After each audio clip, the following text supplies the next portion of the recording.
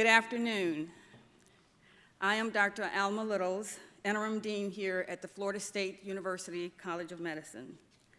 On behalf of President McCullough, our students, faculty, and staff, thank you for joining us in celebrating the life of Dr. Daniel James Van Durme, our Senior Associate Dean for Clinical and Community Affairs, Chief Medical Officer, Professor, and most of all, revered doctor, colleague, teacher, mentor, friend, brother, father, grandfather, and husband of 42 years to his wife, Pat.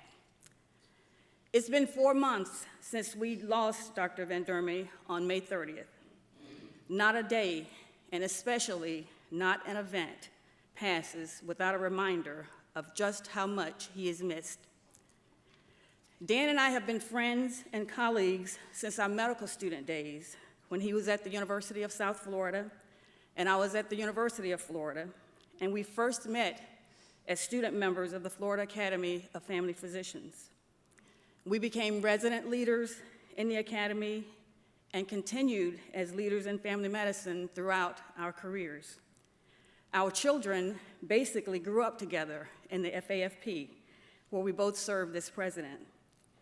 When Dan was elected to the board of directors of the American Academy of Family Physicians, he nominated me to succeed him as Florida's delegate to the AAFP. In that role, I was honored that he chose me as his campaign manager 3 years later when he ran for president-elect of the AAFP. Being the type A's that we are, we were both disappointed when he wasn't elected, but were able to share the joy when just a couple years later, I was able to help recruit him to the FSU College of Medicine to succeed me as chair of the Department of Family Medicine and Rural Health, something that wouldn't have been possible had he become president of the AAFP. Dan became an immediate asset for our curriculum development and student mentoring programs.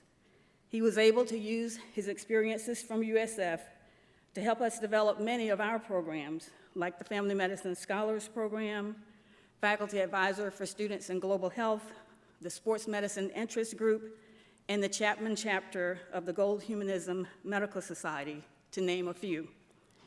He was course director for several of our courses and a teacher in most of the others. He led the development of the FSU Primary Health Faculty Practice. I could go on, but to sum it up, Dr. Van Durme's fingerprints are all over the FSU College of Medicine, and his legacy will live on in our curriculum, our alumni, the care provided to our patients, and the ongoing success of the FSU College of Medicine, and more importantly, in the hearts of all of those of us who knew and loved him. We are joined today by a wide range of people, all of whom were touched in some way by Dan here at Florida State University. Sharing their memories will be University Provost James Clark, Senior Vice President Kyle Clark, College of Medicine Dean Emeritus Dr. Jay Fogarty, one of his many mentees, Dr. Zita McGlory, close friend and Associate Dean for Student Affairs and Admissions, Dr. Rob Campbell, and FSU Primary Health Administrator Jenny Purr. They will be followed by his dear wife, Pat. In addition to being treated to the fondest of memories, and Dan left us with many of them, we will also enjoy music and a moment of prayer and reflection. And before we leave, we will have the chance to reminisce with others at a reception in the atrium. Now let me introduce Florida State University Provost and Executive Vice President for Academic Affairs, Jim Clark.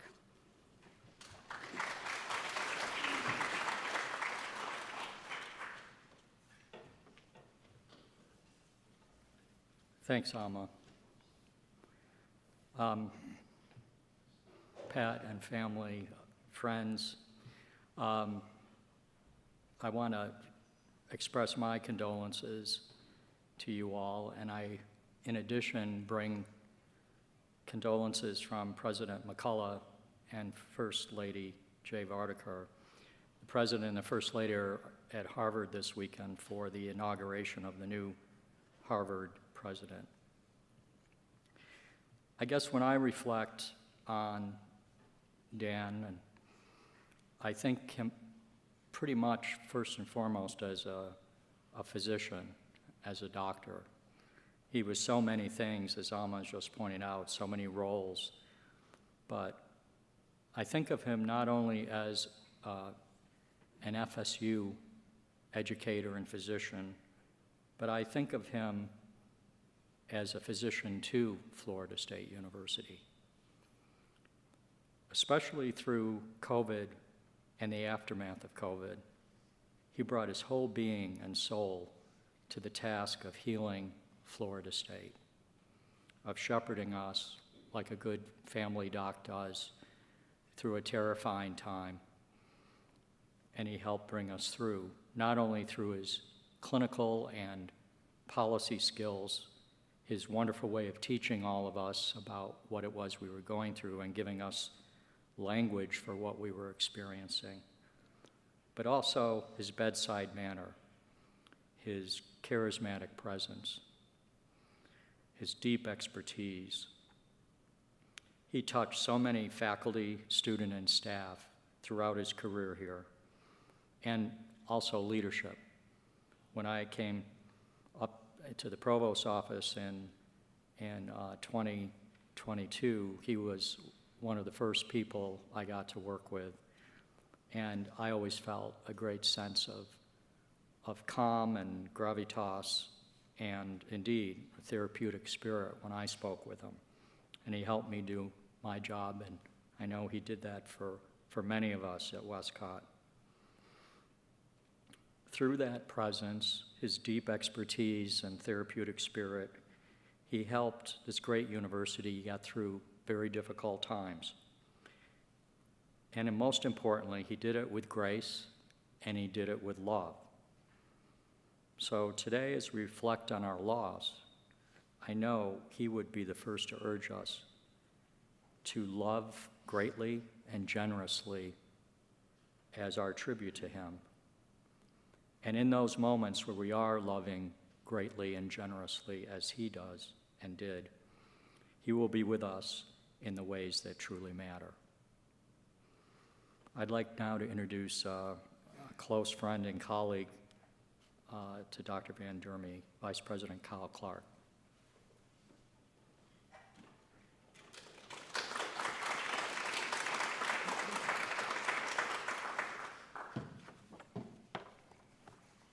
Good afternoon. I'm humbled to be here today and to share a few words about Dr. Van Durme. I will just say that Dean Littles asked me 3 or 4 times to do this, and I am honored to do it for Dr. Van Durme, although I know that he was close to so many of you all in this room. Dr. Van Durme had an amazing life, and he had an incredible energy and spirit that he brought to our university and to the greater Leon County community. There are so many staff and faculty and students around campus that are heartbroken about this loss. And our hearts go out to Dr. Van Durme's wife, Miss Van Durme, his children, and all of his extended family, as well as our colleagues in the College of Medicine and throughout campus. I have a lot of great memories of Dr. Van Durme. I'm going to share some of them. The Provost hit on a number of them as it relates to the pandemic. But as I was thinking about this, as I was putting this together, one of my most fond memories of Dr. Van Durme relates to the family medical practice clinic that put together, that Dr. Van Durme led along with Dean Fogarty at the time. I remember a lot of some might say bureaucracy. I think as the administration, we would say due diligence that went along in those conversations and those discussions.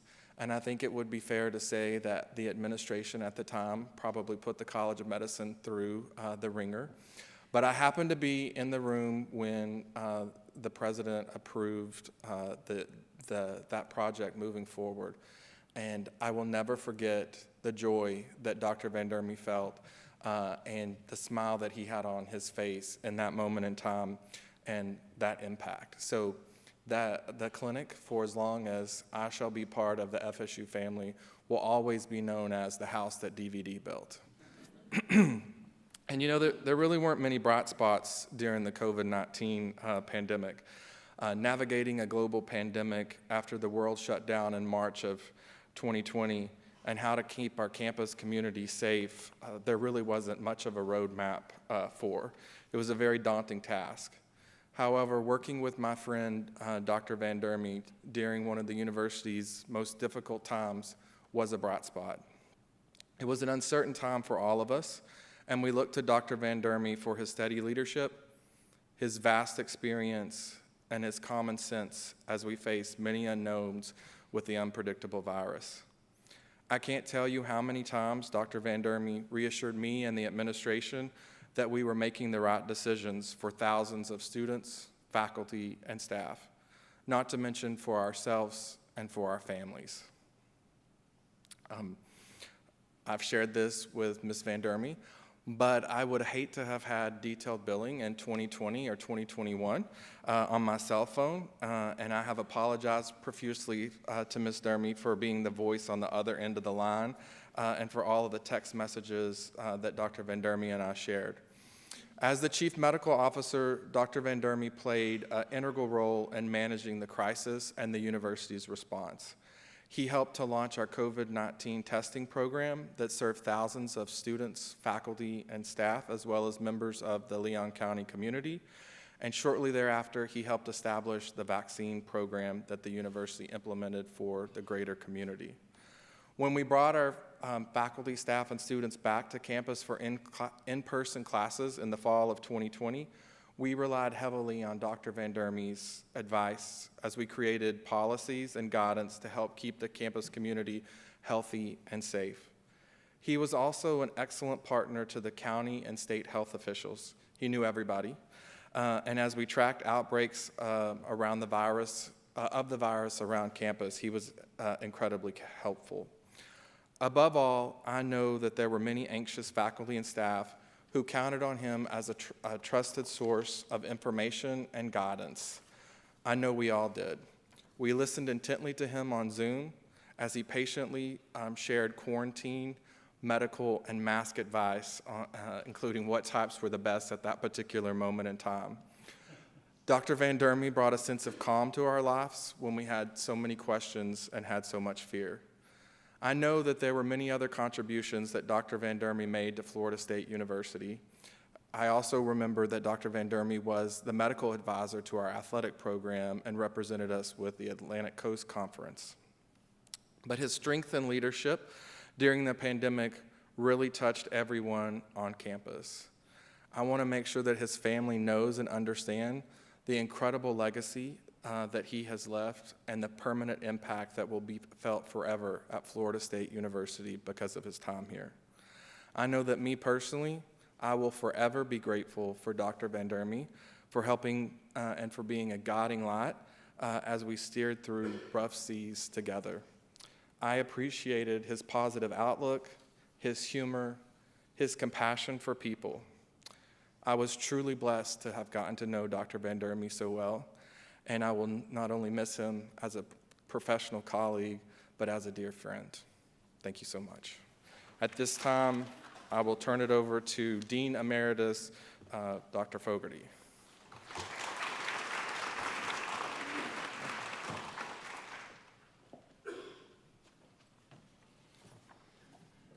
Well, good afternoon. It's truly an honor for me to be here today to reflect on a good friend and colleague, one of the best guys going. One of the things I was, for whatever reason, in my head, I had the theme from The Sound of Music go through my head as I was thinking about what to say about Dan. And there's a particular song in there that talks about, how do we solve a problem like Maria? Well, for me, it was how do we describe a man like Dan Van Durme? We know some of us talk about him being larger than life. He never needed a microphone. You always knew he was somewhere in the vicinity. He loved to laugh. He was always optimistic. He loved students. and his door was always open. But would anyone other than Dan describe him as an introvert? Dan and I really had relationships. You already heard Alma talk about the AAFP. We knew of each other in the AFP. I was in the Vermont Academy at that time, and he was in the Florida Academy. But then I was asked to actually come and serve as a member of the Board of Advisors for the National Commission of Certifications of PAs. And I was actually taking Dan's place because he had just been elected in 2000 to the Board of Directors of the AAFP. Well, I learned at that time that it was how difficult it is to replace Dan Van Durme at anything.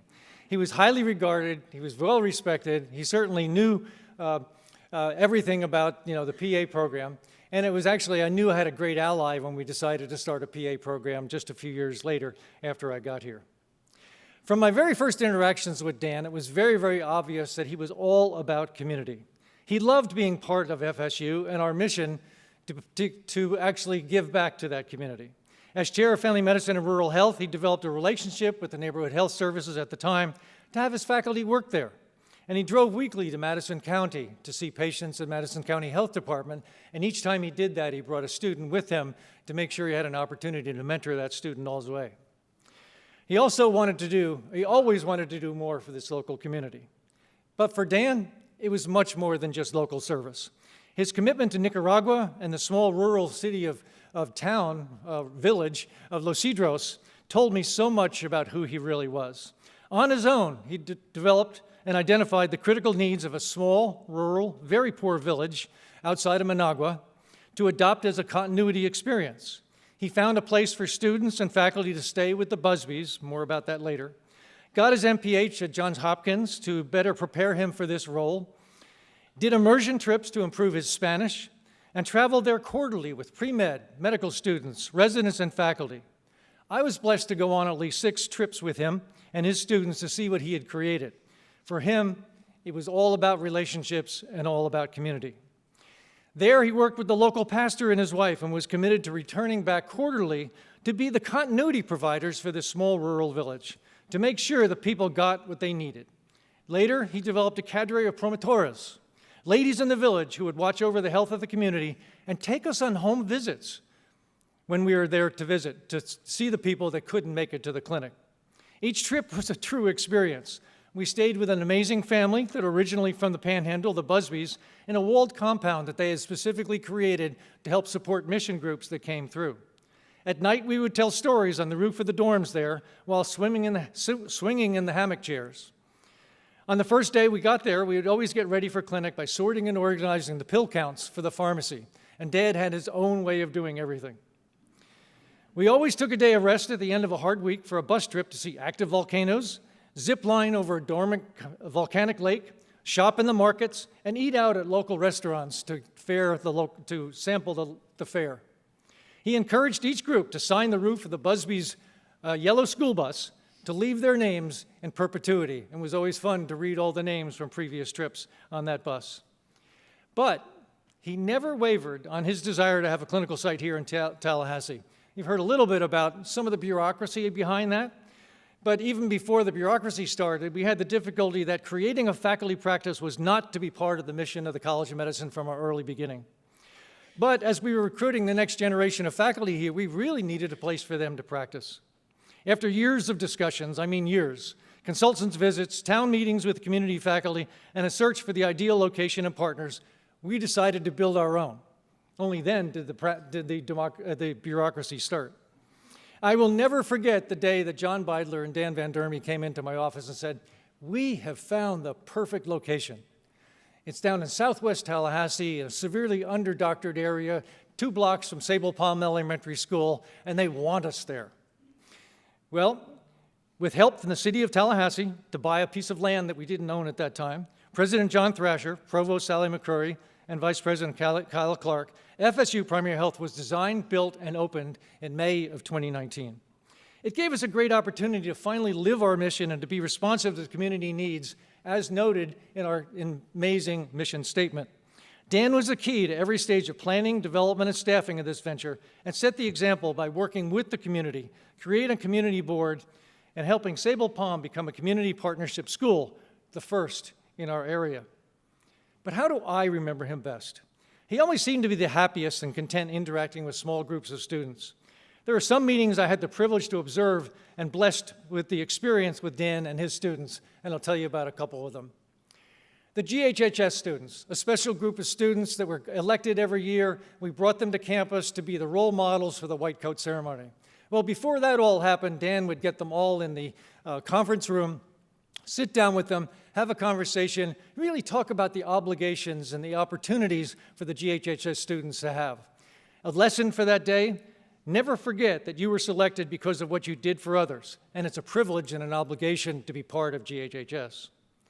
Nighttime meetings with fourth-year students in Nicaragua.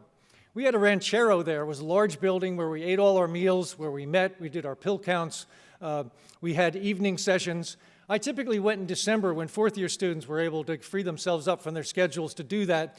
But in order for that to count for them, Dan required that it was actually be a rotation for them. So they had assigned readings and they had requirements, and each night we would get a different discussion from a different medical student about what they had read and what they had learned about rural health. And it was funny, one year Jose Rodriguez and I were together and we were sitting together and we looked over each other and said, "I think Dan's got this under control. We don't have to do anything tonight." But the lesson there was healthcare in emerging nations is not about what you think they need, but about finding out what they need and then providing it. Clean water and good nutrition are more important than anything that we might learn about in medical school. And Dan even went so far as to develop an electronic medical record down there. It was on paper more than electronic. And also to measure children to make sure that the problem of stunting in that community, which was all about a parasitic load, making sure that they get medication on a regular basis so that they would actually grow and develop. All these beautiful small kids, well, there was a reason why they were so small. Again, the message was he always had a lesson for everything he did. And finally, the thing I was always blessed to attend was the family medicine interest group dinners at your house. Now, Dan comes from a large family, so I think he's used to chaos. Well, this was truly chaos. You know, we had 20 or 30 family medicine interest group students all on the back porch of the Van Durme's house, wondering whether it was going to hold them all. And then Dan would always try to set a record for the larger and a bigger bonfire each year. And how many of you have ever thought about having actually a pig roast in your backyard? Only Dan Van Durme would do something like that. The lesson: to be a family doctor was all about relationships. You'll see in the video to follow how important being a family doctor was, and it's part of Dan's core. I'm sure so many of you have memories of Dan at the so many College of Medicine events, always with Pat, always with his life partner and best friend. He was a friend to all and always fun to be with. I know we all miss him dearly, but in the too short time he was with us, take comfort in those amazing and numerous memories. We were each blessed to be with him. Now, I've been asked to actually introduce a video that put together by our incredible AV office under Mark Bauer's leadership. If you've ever watched a match day, you ever been to match day or anything like that, you know that those folks can always make us really, really, really look good. Well, Dan had the opportunity to be a cameo and be a star of many of those productions. So I hope you will enjoy the following video. That'll give you some of the more serious sides, but some of the more fun sides of Dan Van Durme. After this, I'll be followed by Zita McClure.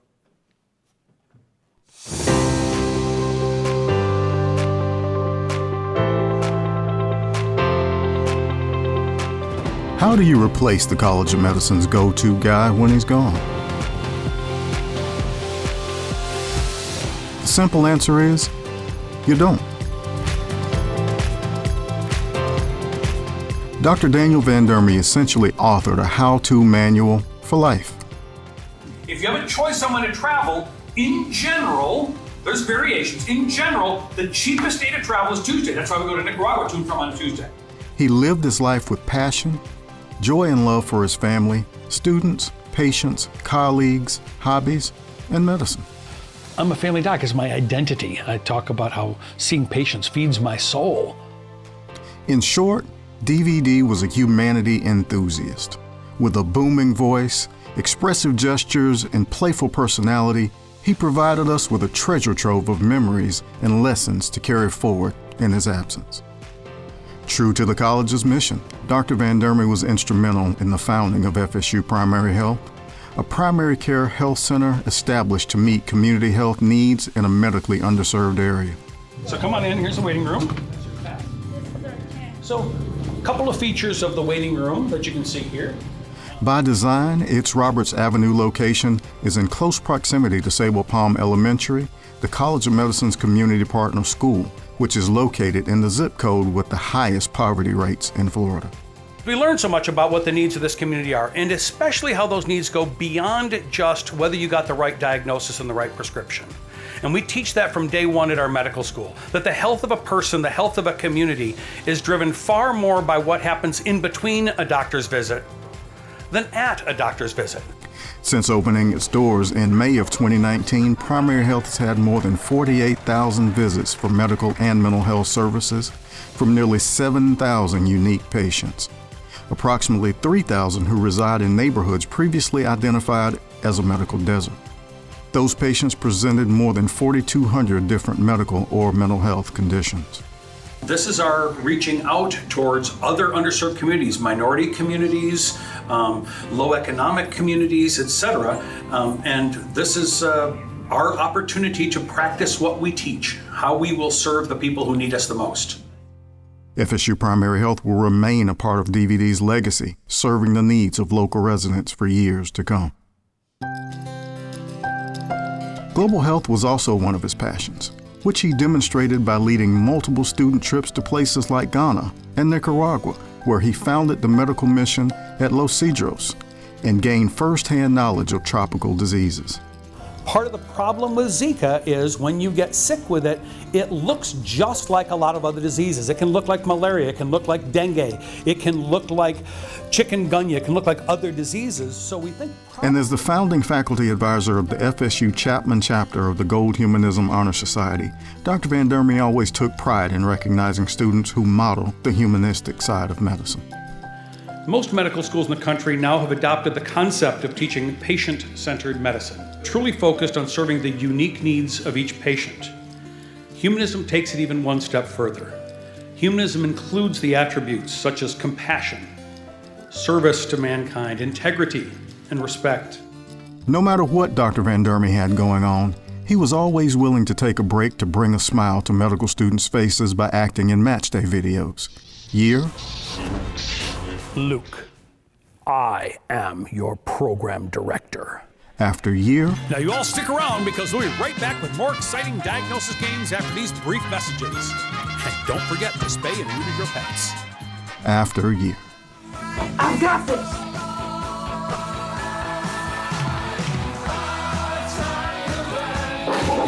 Is that all you've got?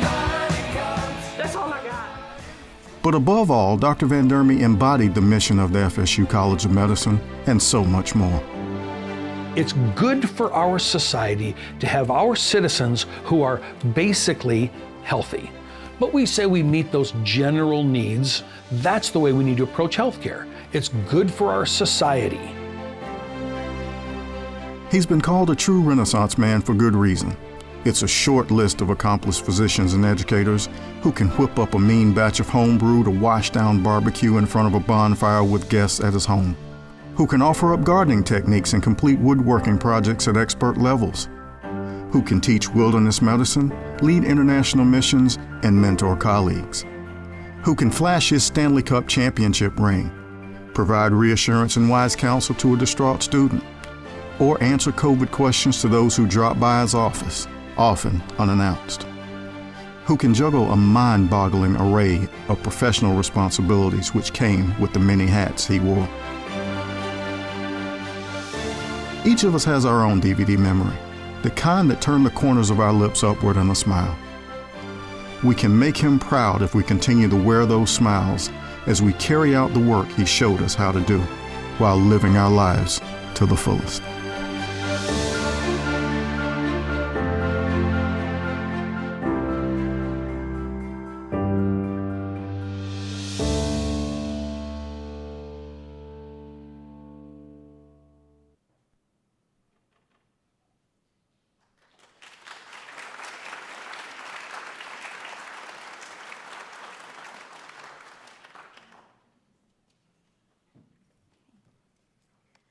so honored to be here and been asked to speak a few words about Dr. Van Durme. Watching that video and listening to the other stories it's just hard to stay on script. I really feel like I'm a product of exactly what Dr. Van Durme dreamed of, and that's, building compassionate physicians who are dedicated to their patients and love primary care. I actually have a token. Some of you might remember this. This is a little green Gumby from the Nicaragua trip. We took my fourth year medical school in 2010, and Dr. Van Durme basically gifted all of us on the trip this, and it's a play on words. It's Semper Gumby, always flexible, and it's a way of saying, it's a paradigm for not just mission work, but for life and navigating life, is that you have to be flexible. Dr. Van Durme, he was a purposeful person, and he had direction, and he fostered that in students, that passion, like purpose in life, but also understanding that you had to be teachable, flexible, and always humble.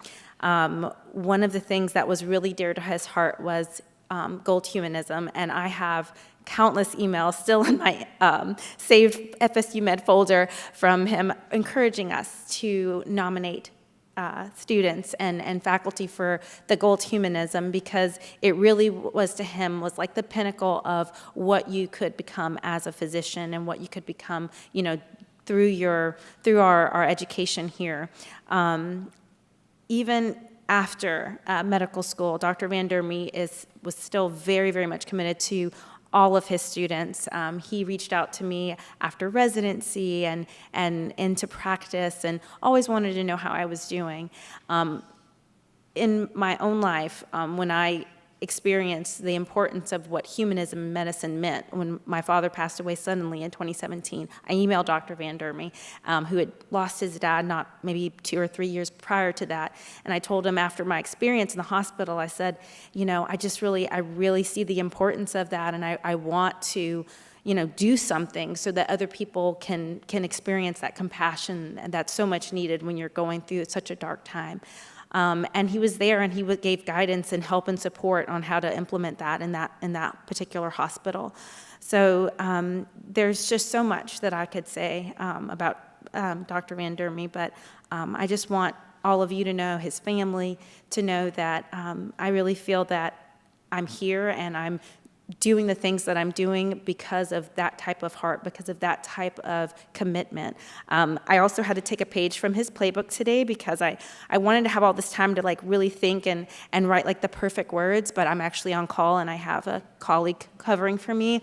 And the calls just kept on coming, and my patient didn't deliver when the baby was supposed to. The baby delivered when he wanted to deliver, and I just didn't have time. And then the calls kept on coming in, and I was just about to get frustrated. And I was like, no, this is exactly what he wanted us to be doing. He wanted us to be serving people with kindness, with patience. And you guys will just get a little choppy speech today for that. But it's definitely worth it to live out his legacy, and that's what we all are for him. It's a living legacy. I'm just thankful to be a part of it.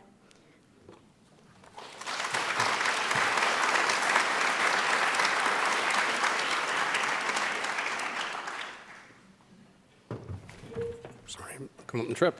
All right.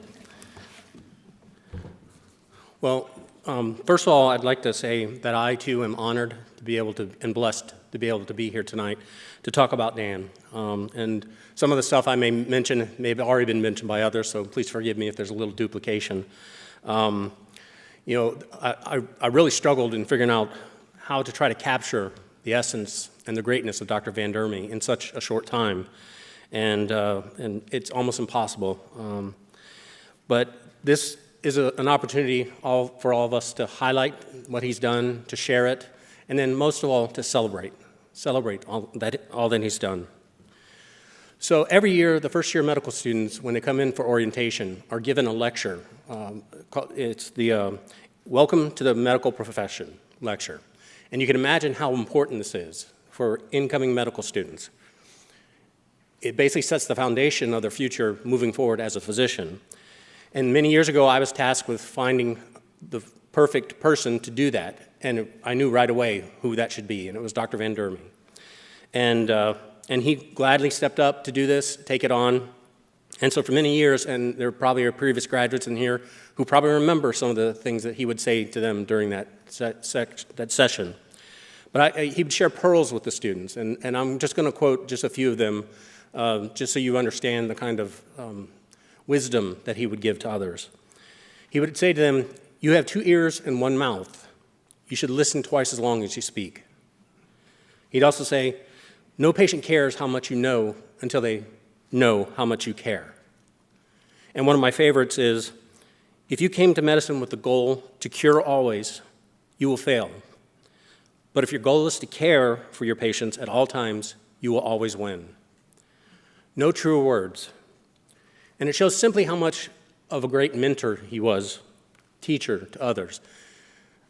He's mentored hundreds of students throughout the time, and I believe this is being streamed, and hopefully some of his previous students who could not make it are seeing this as well and realize the kind of influence he's had on them. He mentored other students, many students into family medicine, myself included.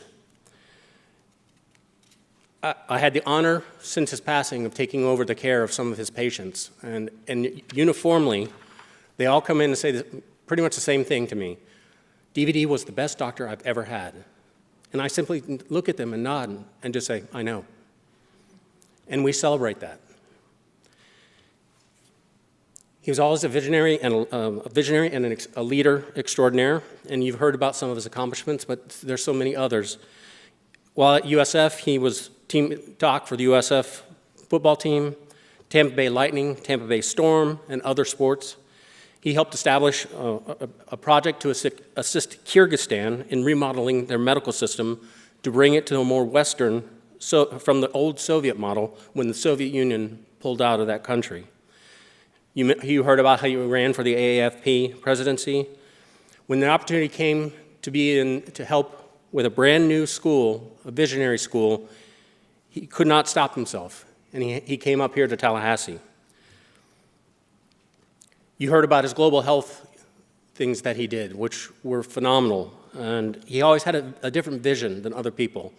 He would always say to me, "We're not doing a medical brigade," and that definition for him was groups that go into countries, stay there for 2 days, drop off medications and leave, and then either go to another country next year or come back 1 year later. That was not what he saw. He really saw an establishment of a global network, which led to, as Dr. Fogarty talked about, the relationship with the Busbys and the Los Cedros, Nicaragua area. And you've heard him mention that when we were hit with the COVID crisis, he stepped up and led the university through that crisis. You can see Dan is a real deal when we're talking about the mission.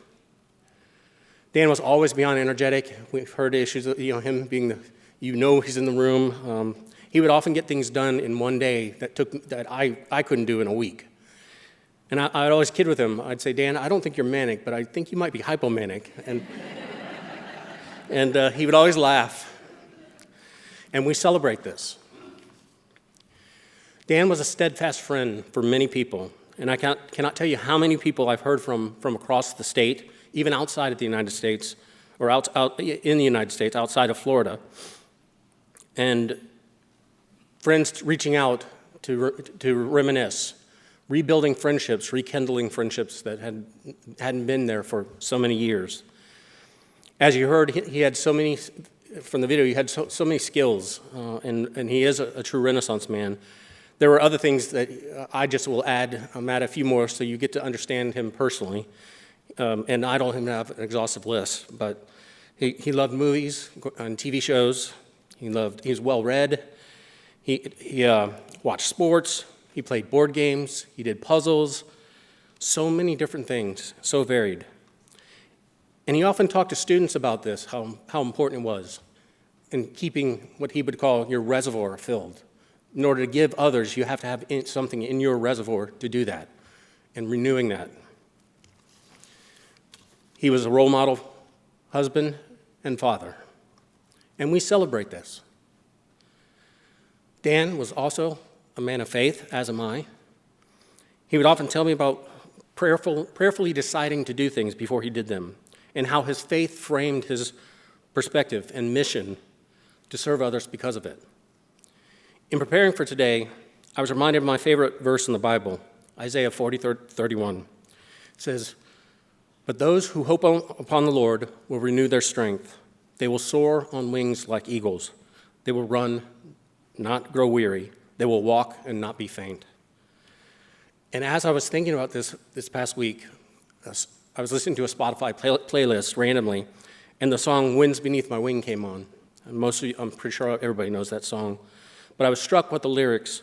"Did you ever know that you're my hero and everything I would like to be? I can fly higher than an eagle because you're the wind beneath my wings." Dan was the wind among many people's wings. Thank you all very much.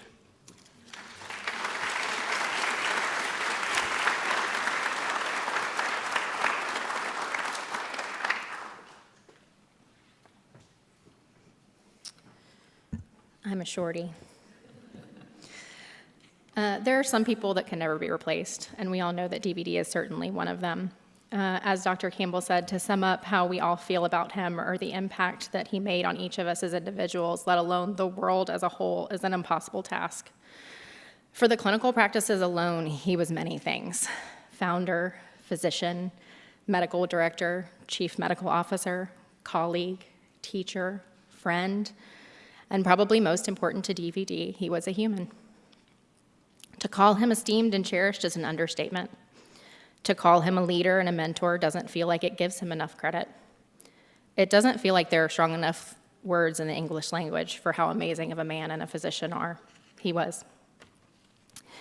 Most people trend toward careers that have them either working at the individual level or the organizational level. We tend to either focus the majority of our time and effort on impacts to individual people or the systemic fixes that can affect change on a broader scale.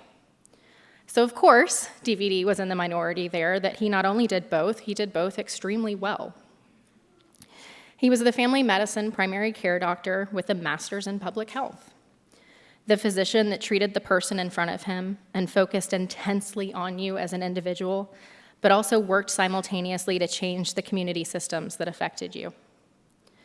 His role with Sable Palm Elementary Community Partnership School is a perfect example. DBD helped set the stage for the Community Partnership School here. He served on the strategic cabinet before there was an official strategic cabinet. He brought the big ideas and energy to the table for how the school could affect positive change for its students' health and well-being overall. He was the ideal example of collaborative leadership when he fundraised for a different healthcare organization outside of his own to be able to purchase a dental bus to serve the school. He also attended all of the major events for the school, representing the FSU College of Medicine and FSU Primary Health at community events. But he was also the first person to jump when the smallest need arose for an individual kid or a staff member. He and Pat put together a few backpacks stuffed full every year, so a couple of students were able to start the year off right with basic school supplies when they otherwise wouldn't be able to. A while back, the principal emailed DVD and I to seek guidance on how they could get the school's broken wheelchair fixed because a specific student's need arose. I quickly jumped in, working to help connect her with some of our vendor contacts in the area to see who could help her. DVD, on the other hand, knowing absolutely nothing about fixing a wheelchair, drove over to the school, picked up the wheelchair, purchased new specialty tools for the project, spent hours of his own time and energy at home fixing it, and then delivered it back to the school ready for the student to use. I'll spare you the exact language he used when he walked me through how difficult the actual task of fixing the wheelchair ended up being, including actually breaking the first set of tools that he purchased. But the colorful language and story on how difficult it was to actually fix only goes further to illustrate his determination in helping and his resistance in quitting or giving up when things got hard. DVD was the type of CMO that was fully and completely engaged. He certainly wasn't just there to rubber stamp things or jump in when things became too problematic for the staff below him to handle.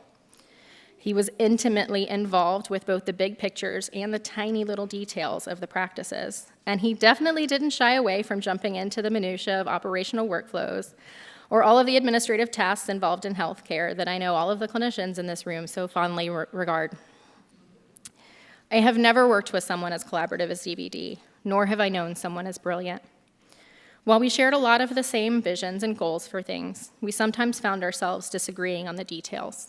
But it was those disagreements I'll reminisce about the most professionally. He had the best way of either trying to find common ground to move forward, passionately yet still very logically convincing you of his side, or listening so openly to yours that he'd drop his argument completely. It sounds so small, but it wasn't. It's so rare, yet he did it with me every day. It was in those conversations that I found the most joy in what we could do. In the first few years of knowing DVD, I said more times than I could count that what I loved most about my job was the true teamwork we had between the medical and the administrative sides. DVD was brilliant. I have to say that again because it's such an utter understatement, and we all know that. He was kind, inspiring, compassionate, hilarious, a paragon of so many of the characteristics that we aspire to be. The eternal optimist, somehow even when he was feeling pessimistic. He gave all he had to bettering the world, to increasing access to health care for those that needed it. He inspired and taught not only generations of physicians and physician assistants, but generations of his coworkers as well, to go out and be amazing people. To be amazing, compassionate people that could change the world each in their own way. I will be forever grateful for his friendship, wisdom, leadership, and collaboration. From the late night and early morning phone calls we shared every time a new advisory changed at the beginning of the pandemic, to the joking memes sent on particularly trying days, knowing he was in it all with me was the only thing that made the hardest days a little easier to bear. I'll miss joking with him, laughing with him, planning with him, admittedly a little scheming with him, arguing with him, and just being in his presence in an attempt to soak up some of the amazing person he was. I will grieve the thousands of things I had yet to learn from DVD and the hundreds of plans we'd already made that he now won't be here for. To the man that never hesitated to tell me how much he appreciated me when he could see I was barely scraping by, who always asked, and I'm sure you have all heard this, what can I do to make your life easier today? And didn't just ask to ask, but truly wanted to know how he could help. To the man that I now truly believe must have somewhat mentored everyone he ever met, DVD truly shaped so much of the world that so many people out there that have never met him or heard of him have been positively impacted by him. I'm thankful for so much of what he's done, and I continue to grieve for all of the good he still could have done if he were still here. I've often said jokingly to people that I questioned my life choices when I started here at FSU. I changed jobs away from a specialty practice in order to start managing a brand new primary care practice less than 8 weeks before a pandemic broke out. But when I look back now, I'll never question that again. Just the chance to meet, work with, and befriend DVD made it all worth it. DVD, for everything you worked toward, we'll continue building the structures. For everything you stood for, we'll continue remembering to bring the humanity to everything we do. I'll do my best to carry on what you started where I can, and always work to better the world when it's in my control. In honor of you, in memory of you, inspired by you.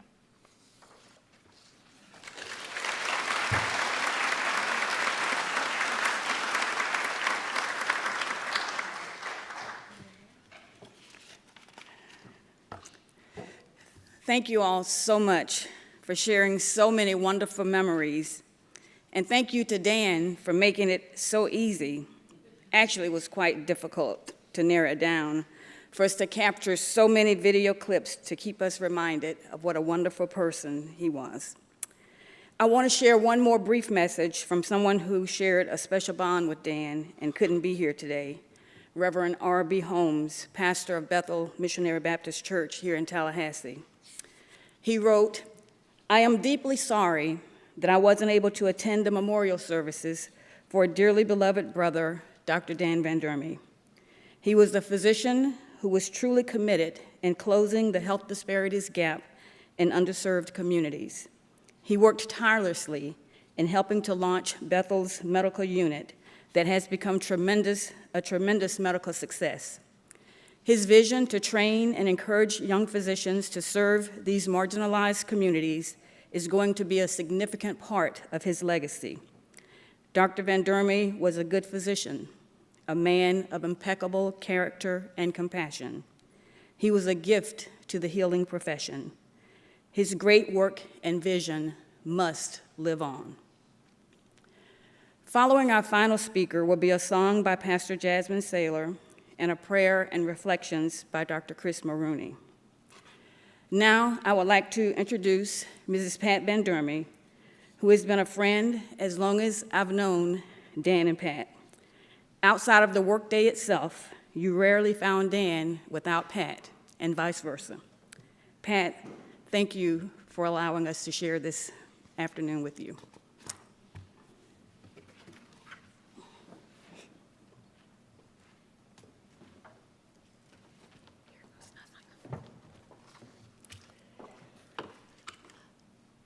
Well, I'll start by saying that as accomplished a speaker as Dan was, I'm not. So you're just going to have to kind of put up with my rambling because as a true Van Durme, I left my speech at home. So this is all on like, a nice little outline, and I hope I don't forget anything. I want to start by saying some thank yous. Emily and Edwin, that was absolutely beautiful music. Thank you very much. I want to say thank you, and I'm going to read this so I don't forget names. Renata, Mark, Lindsay, Courtney, Dana, and Jimmy, thank you very much for putting all of this together. And Mark, wherever you are, I want a copy of that video, please. I want to say thank you to Provost Clark and Vice President Clark, not only for being here today, but for all of the support you gave from the moment of Dan's accident. You were really very helpful. Thank you. To Jay, and Zita, and Rob, and Jenny, thank you for your wonderful words. And to Alma and Gentle, from the moment of Dan's accident until today, you have been there every step of the way, and I cannot thank you enough. We've, as you said, known each other for a lot of years before our kids were even born, and we've been friends as well as colleagues. Alma, you are an amazing woman. And FSU is very lucky to have you. To everyone else who is here, I want to thank you for being here, for loving Dan, for honoring him by your presence.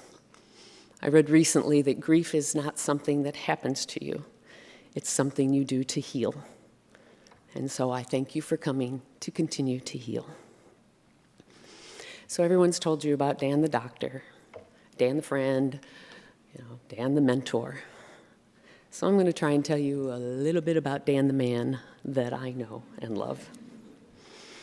He was born on September 25th, 1961 in Dansville, New York. Yes, he would have been 62 this past Monday.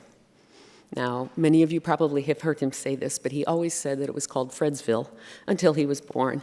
But the rest of the family says, no, that's not really true. He was number 8 of 10 children, born to Nick and Ann Van Durme. But Mom and Dad were very much about service. Their whole lives we were put here by God to take care of each other and love each other and be there for each other. And they taught their kids that from the moment they were born. I can tell you that of all 10 kids, to one extent or another, that's kind of how they live their lives. And obviously, that's the way Dan lived his life. He went to Syracuse University for 1.5 years. Lots of people don't know that.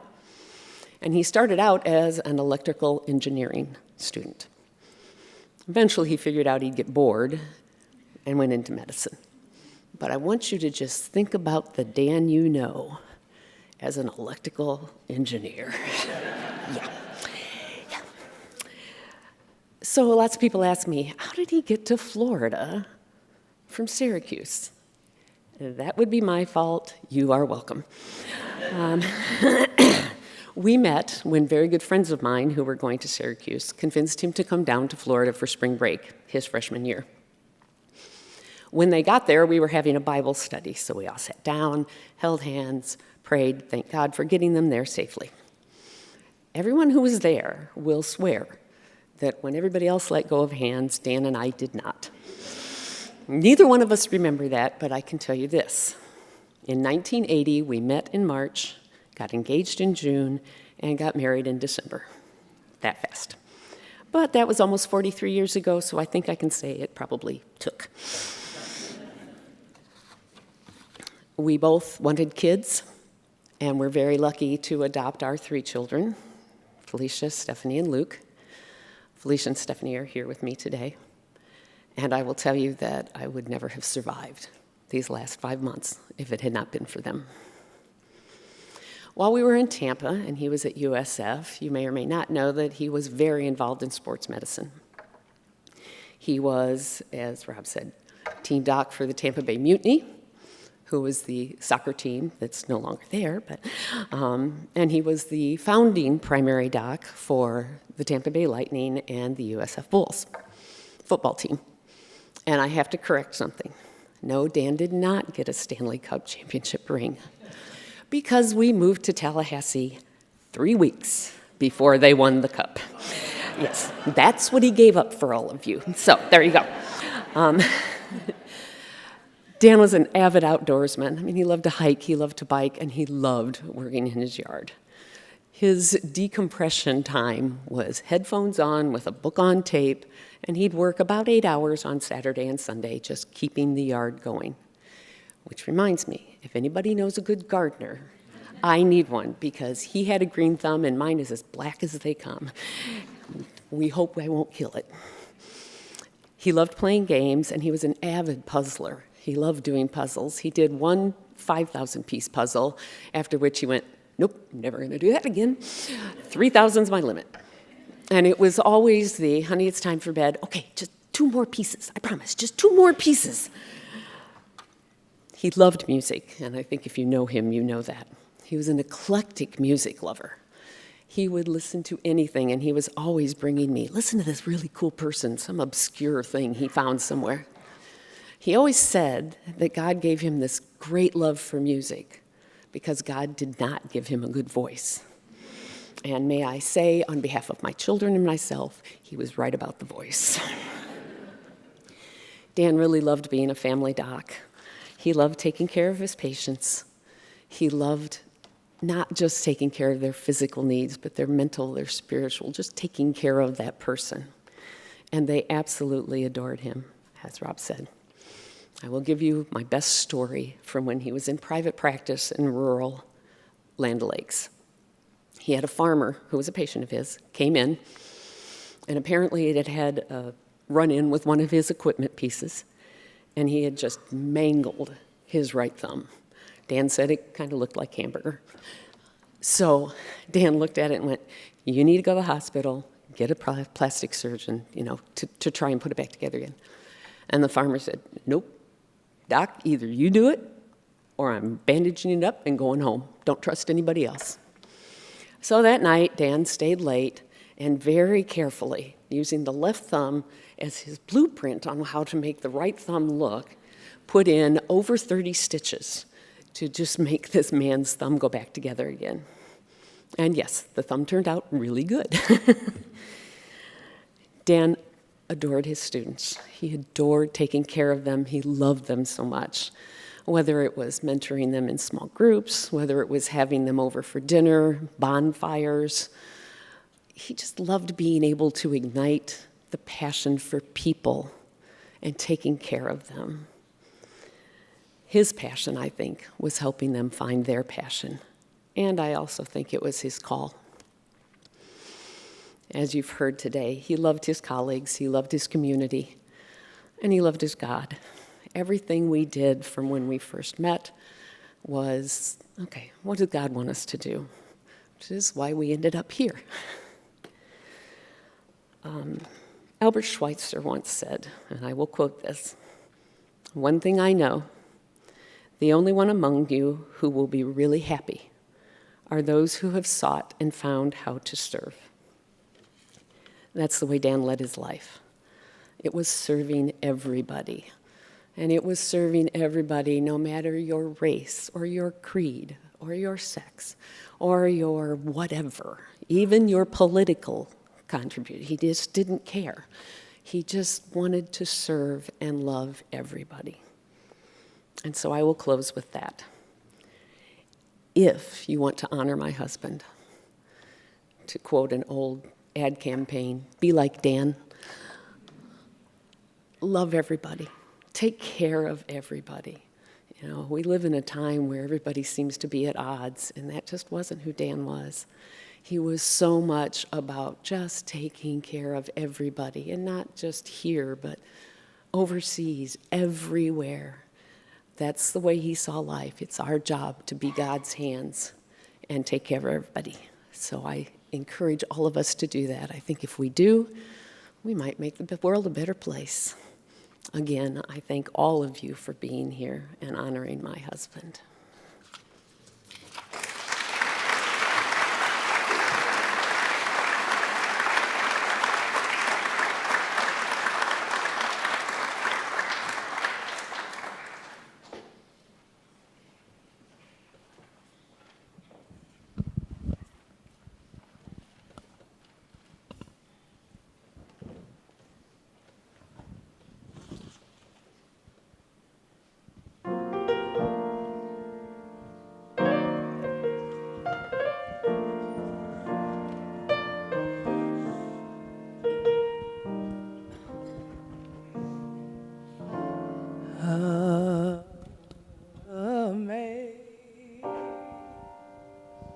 Amazing grace,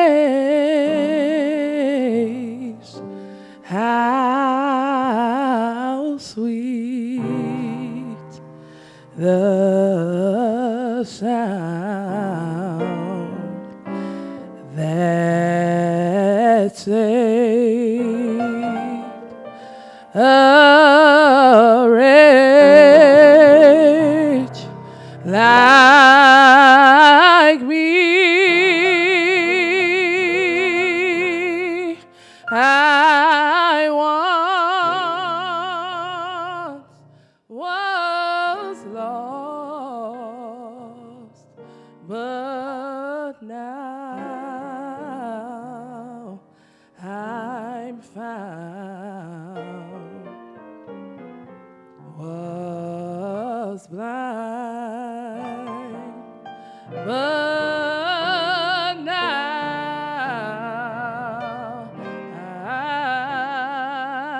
I see.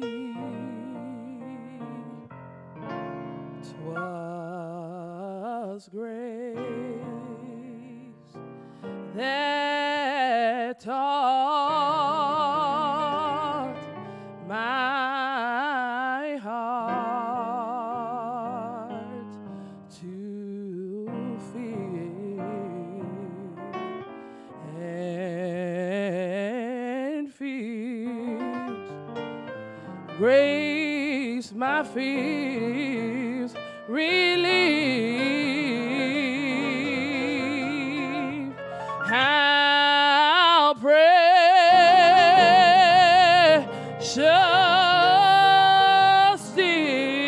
did that grace appear the hour I first believed.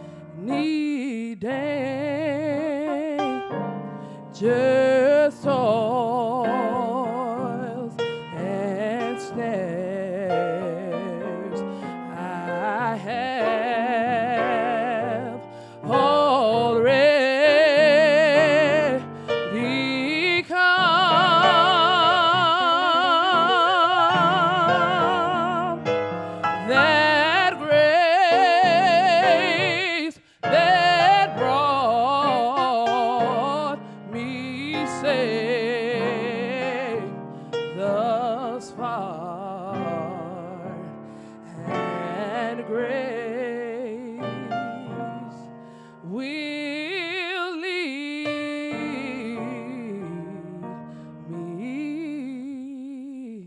me home.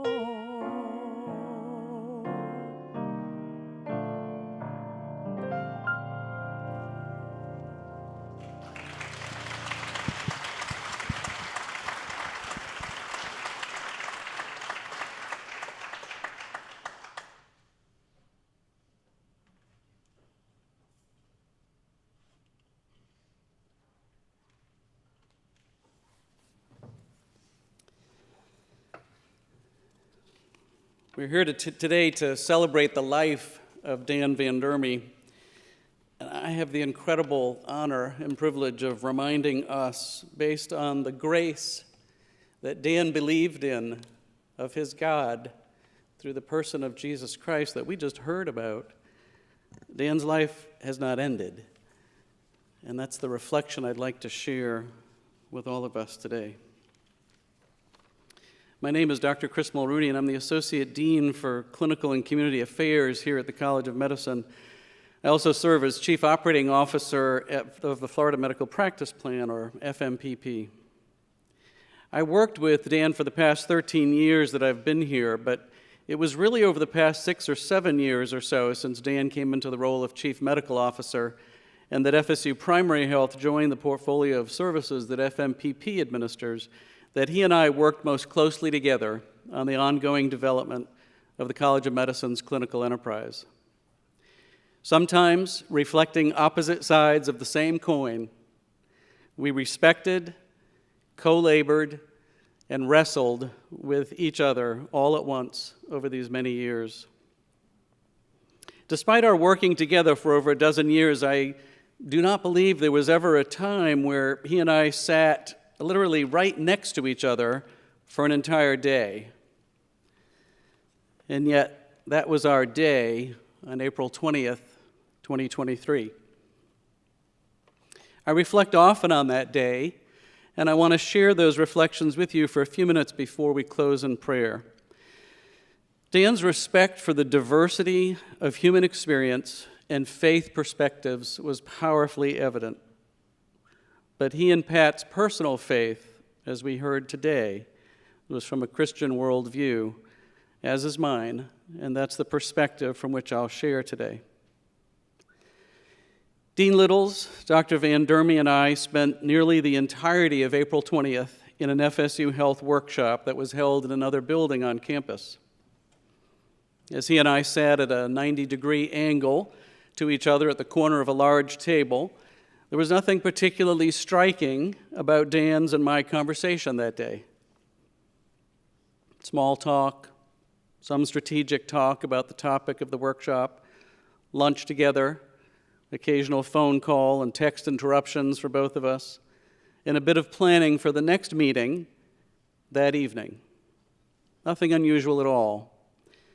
And that's the point, isn't it? Where the sacred and the profane often meet, and we miss it, or we haven't prepared for it. Alma had been dropped off at that building by someone else. Dan had walked over from the College of Medicine, and I drove over. As we left the workshop at about 4:30, the three of us walked out into the beautiful sunshine together. It was a glorious spring day. Alma asked me for a ride back to the comm since she didn't have her car with her. And as I said, Dan had decided to walk over to that building from the comm, and so he didn't have his car either with him at the workshop, and so I also offered him a ride. In his inimitable fashion, and with his normal independent spirit, his zeal for the outdoors, his love for friendly competition, he said in that booming voice, "No thanks, it's a beautiful day out, and I'll enjoy the walk. Besides, I bet I'll beat the two of you back to the comm." And of course he did. We were to be apart for less than an hour, since our next meeting together was to start at 5:30 p.m. while a couple other people got a chance to hear a few more of his words after he made it back to the comm and spent a few minutes in his office preparing for that next meeting at FSU Primary Health. The words that Dr. Littles and I heard him say as we left the workshop were the last ones I got to hear my friend and colleague say this side of heaven. I didn't go back into the comm building when I dropped Alma off because I needed to head to another commitment and would be joining the 5:30 meeting by Zoom, while Dan decided to go in person to Roberts Avenue. 45 minutes later, Patty, Jenny, who you heard from a few moments ago, several of us in this room, and I kept awaiting his arrival for that meeting, but the Lord had another plan. I replay those few hours of that day often in my head.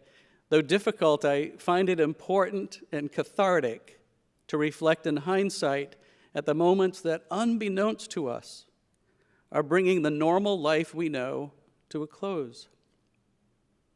I think of them as sacred spaces where God and his angels are very present in this mortal world, tenderly by our side, guiding us onward, whether or not we recognize them. I imagine Dan getting on that bike, enjoying a few moments doing one of the things he loved most on a beautiful day like that. Perhaps unaware of, but not unprepared for, the presence of his sacred companions. Now, I admit, maybe I've watched one too many Touched by an Angel reruns. Okay, maybe the original ones, not even just the reruns. But I don't think that's entirely the basis for my musings. Things like the events of April 20th also remind me of the scripture verse, "For we live by faith, not by sight." Since it is always so difficult to see the perfection of God's timing in the midst of tragedy. But I often forget that verse comes right after this one. Therefore, we are always confident and know that as long as we are at home in the body, we are away from the Lord. That confidence is the part that results from the preparation that Dan had. That is such an incredible inspiration to me, that so long as we are satisfied in this earthly tent, we are missing out on the complete fulfillment of our life to come. Working backwards through this text, we read, "For while we are in this bodily tent, we groan and are burdened, because we do not wish to be unclothed, but to be clothed instead with our heavenly dwelling, so that what is mortal may be swallowed up by life." Now, the one who has fashioned us for this very purpose is God, who has given us the Spirit as a deposit, guaranteeing what is to come. Reflecting on verses like these reminds me of the purpose of days like April 20th in our lives, and especially Dan's in this instance. We know now that it marked the start of his journey home, to be fully clothed with his heavenly dwelling. So we fix our eyes not on what is seen, but on what is unseen, since what is seen is temporary, but what is unseen is eternal. A day or two before the accident, Dan and I were chatting in his office, and we were talking about the Ireland trip that he and Pat were to take at the end of the week. At one point, Dan talked about how he had sometimes dreamed about what it would be like to be the country doctor in a small Irish village. It was a fun moment, comparing our thoughts and experiences as we often did. I envision Dan now in heaven's infinitely better equivalent of that Irish village. And I'm sure that he's already had a debate or two with the divine physician about the best way to be a doctor. But I am also sure that he is now in awe of knowing fully. In an earlier letter of the Apostle Paul to the Christians in Corinth, he said, "For now we see in a mirror dimly, but then face to face." Now I know in part, then I shall know fully, even as I have been fully known. Now, Dan truly has all the answers in the presence of his omniscient God. Will you join me in prayer as we close today?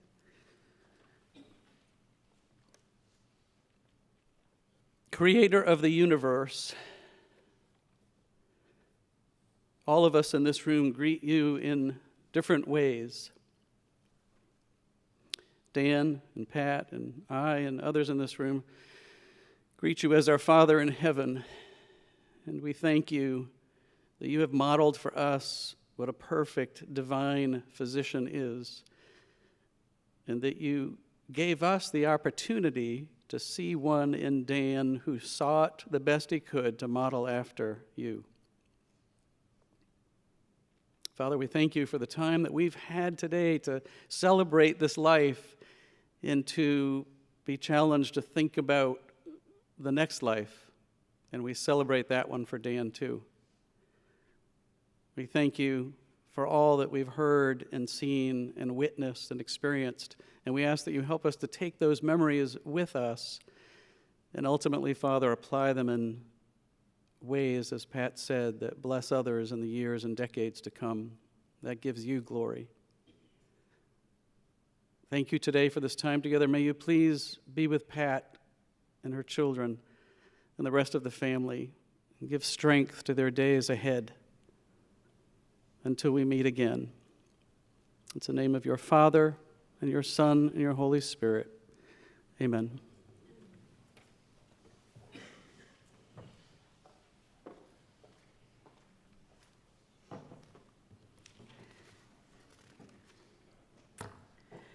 What a beautiful tribute and celebration of a great person, wonderful human being, and doctor. Dr. Van Durme has been missed in so many ways, in so many places, by so many people.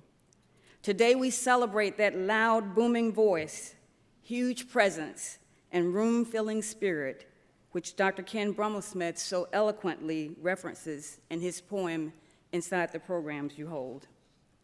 As Dr. McGlory reminded us last Saturday at the close of her Alumni Hall of Fame induction comments, I never got to thank him for his thoughtfulness and guidance and support over the years. However, every day is an opportunity to honor his memory by how we treat not just our patients, but our colleagues and our staff, and most importantly, the ones that we love. Dr. Dan Van Durme left a legacy that provides us all with a blueprint for a wonderful life that is meant to be shared. To further honor that legacy, the College of Medicine has made an official request to have the FSU Primary Health Building named Daniel Van Durme, MD, FSU Primary Health.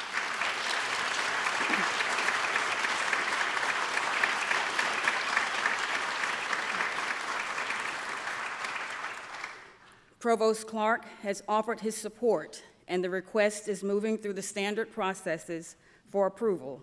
So stay tuned for further information on that in the near future. As noted in your program, a scholarship program has also been established that will benefit generations of future students and keep them informed of what a wonderful person Dr. Van Durme was. Thank you to all of those who shared your memories with us, especially Pat, who shared Dan with FSU for 19 too short years. Thank you to Edwin Mompremier, Jasmine Saylor, and Emily Pritchard for soothing our souls with your music. Thank you to everyone here at the College of Medicine and the university for all you did to make this a wonderful and successful event. And finally, thank you all here and online for joining us to celebrate Dr. Dan Van Durme. At this time, we will have a closing song and allow the Van Durme family to exit the auditorium, and we will rejoin them in the atrium for fellowship and refreshments. Until we meet again, Dan, Farewell.